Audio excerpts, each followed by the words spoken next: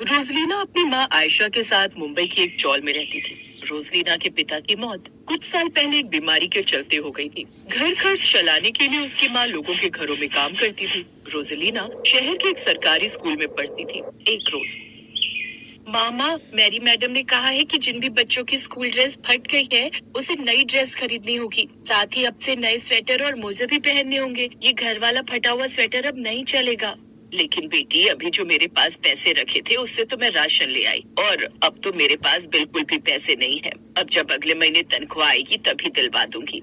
अगले महीने? नहीं माँ, तब तक तो बहुत देर हो जाएगी। वैसे भी ठंड तो अभी ज्यादा पड़ रही है ना। दिसंबर का महीना है और आपको पता है क्रिसमस का त्योहार आने वाला है और हमारे स्कूल में क्रिसमस का प्रोग्राम है। मैडम ने कहा है जो बच्चे नए नए स्वेटर और ऊनी मोजे और नए जूते पहनेंगे उन्हीं को वो इस क्रिसमस के प्रोग्राम में भाग लेने देगी। और माँ, मेरा भी बड़ा मन है क्रिसमस मनाने का और उसमें भाग लेने का।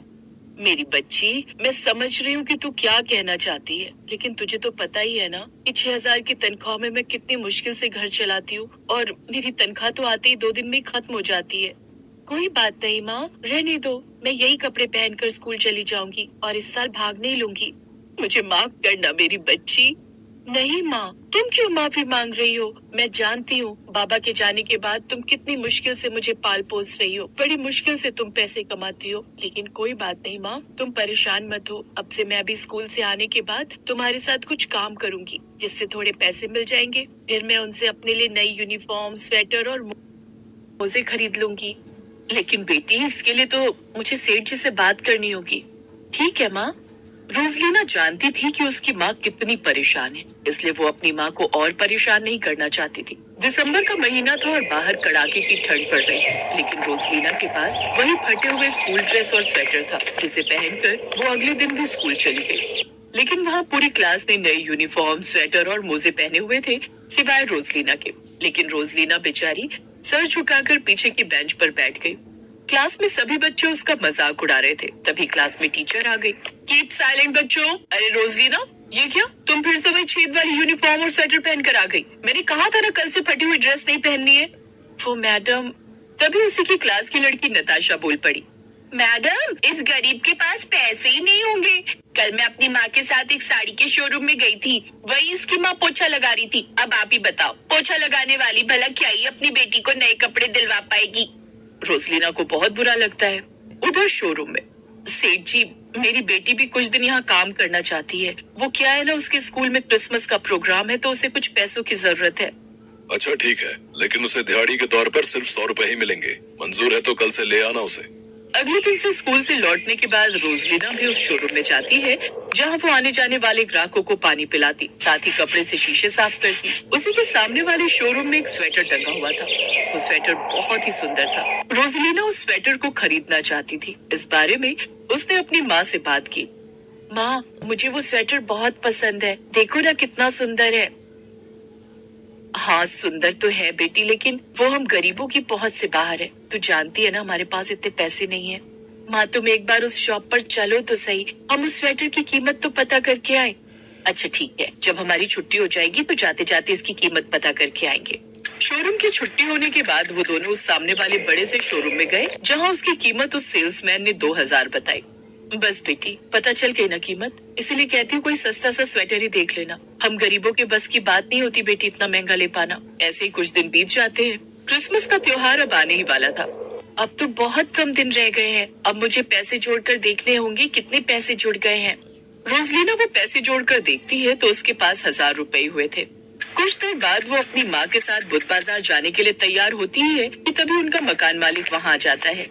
मालिक आप? हाँ मैं, तुझे याद है मैंने तुझसे क्या कहा था कि अब से मुझे किराया बढ़ा कर देना। तूने मुझसे वादा किया था कि तू अगले महीने से बढ़ा हुआ किराया देगी। इस बार मुझे बढ़ा हुआ किराया चाहिए, नहीं तो मेरा मकान खाली करो, समझी? लेकिन सेठ जी, हम इतने पैसे कहाँ से देंगे? आप जानते हैं ना मेरे पास इतने पैसे नहीं है। अगर हम आपको किराया बढ़ा कर देंगे तो हमारे पास तो खाने पीने की भी कमी हो जाएगी, और मेरी बेटी की पढ़ाई छूटेगी, वो अलग। उन सब से मुझे क्या लेना देना? चल मेरा बढ़ा हुआ किराया निकाल, 1,000 रुपए दे इस महीने के। रोजलीना अपने पास रखे 1,000 रुपए उसे दे देती है। ये लीजिए आपके 1,000 रुपए। वो पैसे लेकर मकान मालिक वहाँ से चला जाता है। ये क्या किया तूने रोजलीना बेटी? अब तू अपने लिए कपड़े कैसे खरीद पाएगी? अब तू क्रिसमस का त्योहार कैसे मना पाएगी? माँ, किराया देना उससे ज्यादा जरूरी था और माँ, जीसस ने चाहा तो मैं क्रिसमस जरूर मना पाऊंगी। तुम परेशान ना हो, जीसस सब ठीक कर देंगे।